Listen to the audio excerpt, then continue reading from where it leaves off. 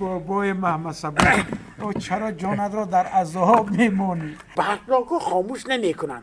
گرپونا که برقی شب و روز ماندگی. خانه‌مان همام برین ها؟ عزیزم میخوام خانه های نبیره ها و کلین های پسرهایم را گرم کنم.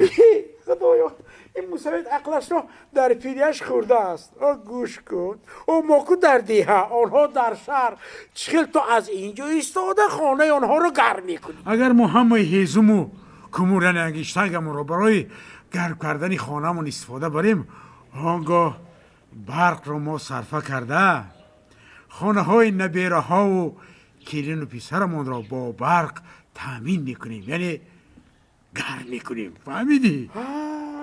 اینطور باشد حاضر خودم رفته خانه رو گرم میکنم.